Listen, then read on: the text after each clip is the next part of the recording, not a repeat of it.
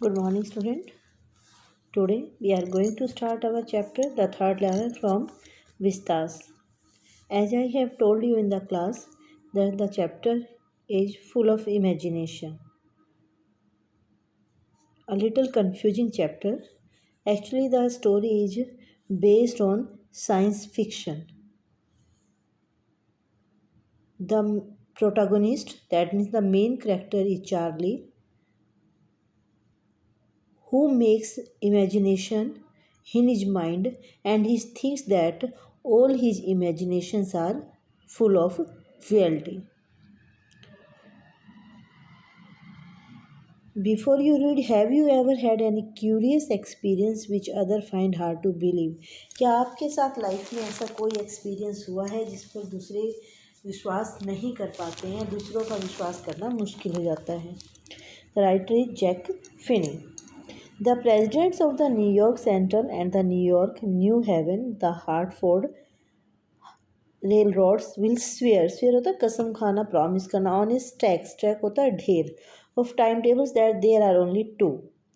Actually there are two level at the Grand Central Station in America.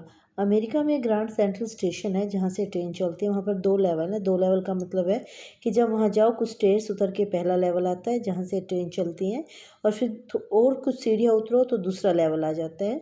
But there is no third level. लेकिन वहाँ पर कोई third level नहीं है. लेकिन चार्ली कहता है कि I have visited to third level. मैं थर्ड लेवल तक जा चुका हूँ और वहाँ थर्ड लेवल एग्जिस्ट करता है. इसीलिए वो कह रहा है कि न्यूयॉर्क सेंट्रल के प्रेसिडेंट, न्यूयॉर्क के president, New Haven, Hartford railroads के प्रेसिडेंट, ये सब मिलकर इस बात के लिए कसम खाएंगे, इस बात का पक्का विश्वास दिलाएंगे कि जो टाइम टेबल का ढेर है, कि जो टाइम टेबल क्या बन चुका है, इतनी बड़ी जो लिस्ट है, उसके हिसाब से वहाँ पर सिर्फ दो ही लेवल हैं. बट आई से देयर आर थ्री. लेकिन मैं कहूँगा कि वहाँ तीन हैं. Because I have been on the third level of the Grand Central station. क्योंकि मैं ग्रांड सेंट्रल स्टेशन के थर्ड लेवल पर जा चुका हूँ. Yes I have taken the obvious step. हाँ, मैं वहाँ निश्चित तौर पर जा चुका हूँ. I talk to a psychiatrist friend of mine among others. कई दूसरे लोगों से बात करने के साथ साथ मैंने अपने एक साइकेट्रिस्ट दोस्त से भी बात की थी. यानी कि जो चार्ली का एक्सपीरियंस होता है वो कई लोगों के साथ बांटता है, कई लोगों को बताता है, और उसमें उनका एक दोस्त होता है जो साइकेट्रिस्ट है. I told him about the third level at Grand Central station. मैंने उसे ग्रांड सेंट्रल स्टेशन के थर्ड लेवल के बारे में बताया. And he said it was a waking dream wish fulfilment.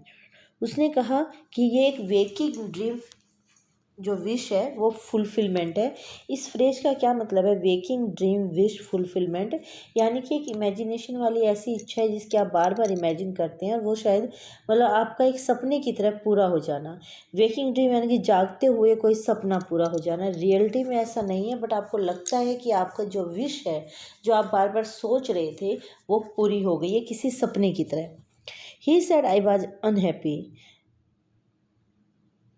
उसने कहा कि मैं अनहैप्पी था. That made my wife kind of mad. जिससे मेरी जो वाइफ थी वो काफ़ी परेशान हो गई.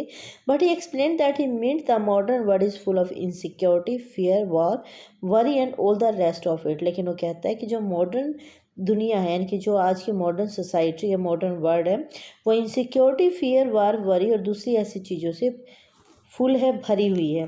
मतलब जो उसका दोस्त है वो ये कहता है कि आज की दुनिया में इतनी टेंशन है, इतनी ज़्यादा प्रॉब्लम्स हैं, and that I just want to escape, कि मैं उनसे भागना चाहता हूँ.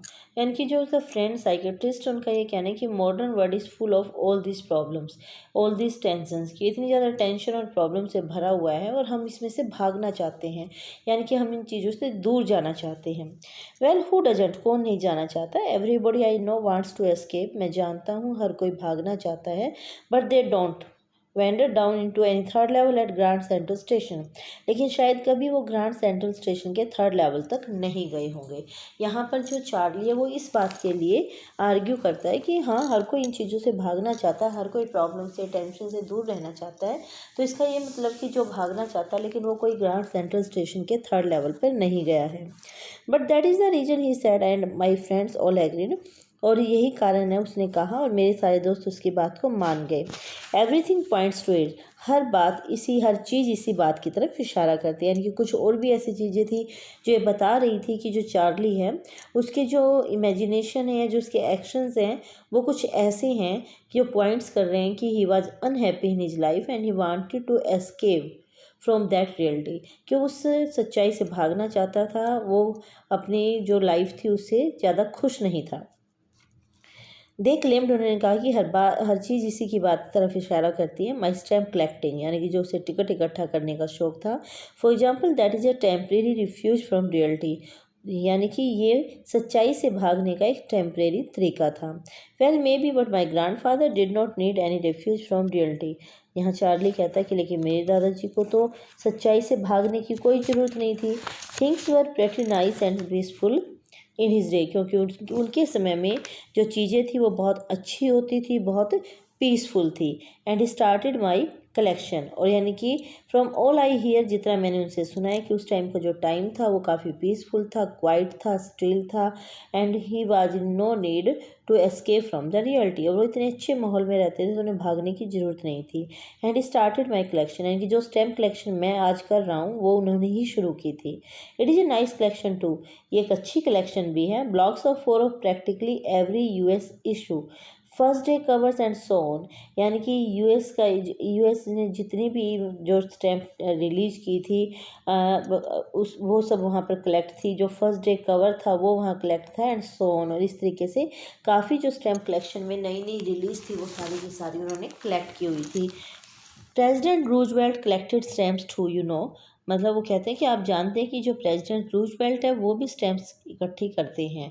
यहाँ पर जो चार्ली है वो अपनी बात को स्ट्रांगली रखता है कि मैं तो थर्ड लेवल की बात कर रहा हूँ, तो शायद आप ये कह रहे हैं कि भाई ये मेरी इमेजिनेशन है या मैं रियलिटी से भागना चाहता हूँ, लेकिन क्या मेरे ग्रैंडफादर की भी यही प्रॉब्लम थी? क्या प्रेसिडेंट रूजवेल्ट की भी यही प्रॉब्लम है? Anyway there is what happened at Grand Central, वो बताते हैं कि अब मैं तुम्हें बताता हूँ कि ग्रांड सेंट्रल में हुआ क्या था। One night last summer I work late at the office, कि एक रात पिछली गर्मियों में ऑफिस में देर तक काम कर रहा था। I was in a hurry to get uptown to my apartment, मुझे अपनी जगह पहुंचने के लिए, अपने घर पहुंचने के लिए, मतलब uptown to my apartment, so I decided to take the subway from Grand Central because it is faster than the bus. वो कह रहे हैं कि मुझे अपने घर पहुंचने की काफ़ी जल्दी थी, इसीलिए मैंने फैसला किया कि मैं ग्रांड सेंट्रल स्टेशन से जाकर गाड़ी पकड़ूंगा, क्योंकि ये बस की बजाय ज़्यादा जल्दी पहुंचा देती है। यानी कि वो लेट हो गया था, उसे घर पहुंचने की जल्दी थी, इसीलिए उसने बस से ना जाकर ट्रेन से जाने का फैसला किया। Now I don't know why this should have happen to me, मैं नहीं जानता मेरे साथ ये क्यों हुआ था। I am just an ordinary guy named Charlie, मैं तो एक आम इंसान हूँ, मेरा नाम चार्ली है। 31 ईयर्स ओल्ड, मेरी एज जो है वो 31 ईयर है।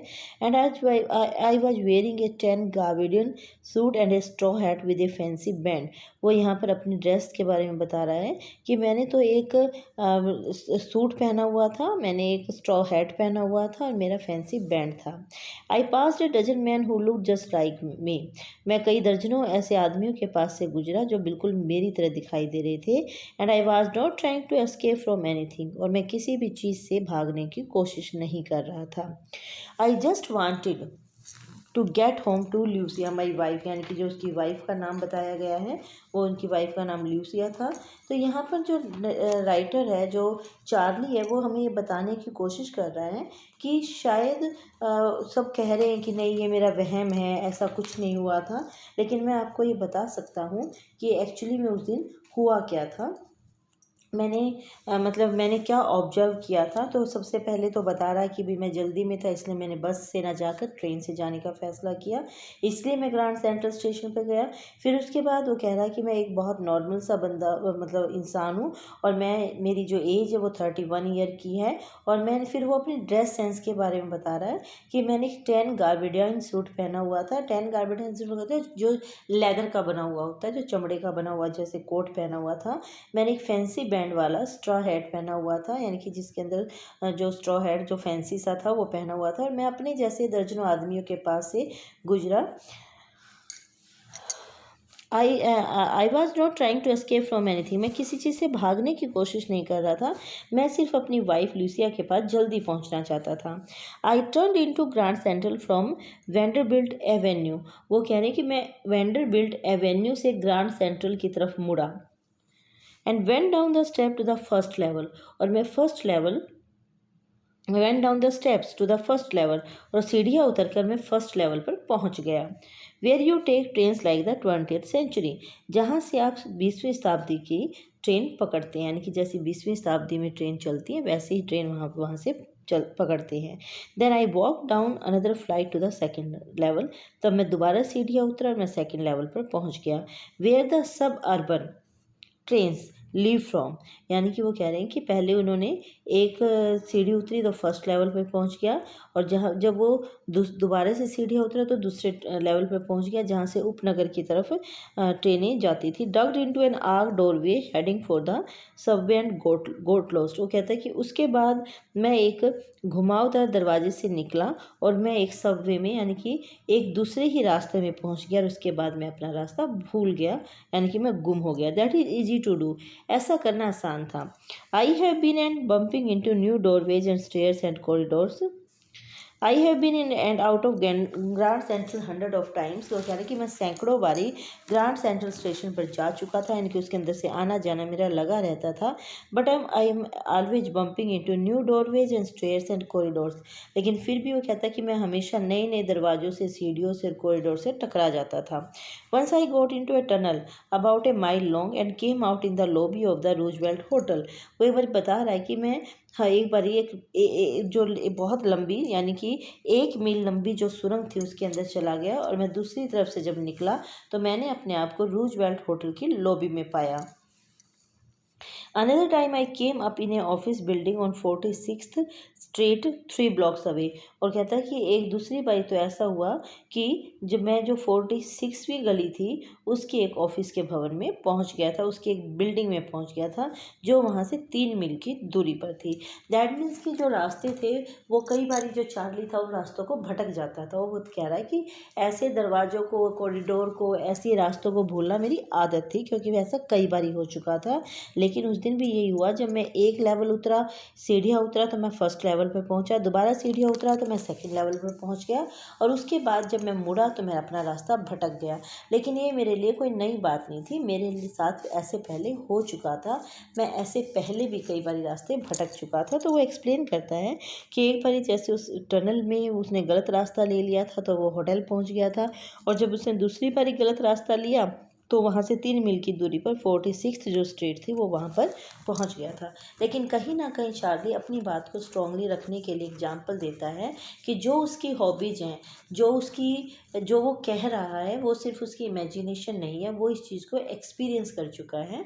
लेकिन कई बार क्या होता है कि हेलुसिनेशन जो होता है वो हमारे साथ स्टार्ट हो जाता है, यानी कि जब हम किसी चीज़ की बार बार कल्पना करते हैं तो वो कहीं ना कहीं हमें रियलिटी में भी दिखाई देना शुरू हो जाता है। The chapter is little confusing, so you will read the chapter very carefully। बड़ा ये चैप्टर आपको बहुत ध्यान से पढ़ना है, क्योंकि एक साइंस फिक्शन की तरह है। आपको बार बार यही लगेगा कि हम चार्ली की कही हुई हर बात को इमेजिनेशन मान रहे हैं, बट अगर आप ध्यान से इस चैप्टर को पढ़ोगे तो आपको ये जो आपके डाउट्स है वो क्लियर हो जाएंगे। So you will read the chapter very carefully and I will take your doubt on Zoom class and I will inform you about the time. Thank you.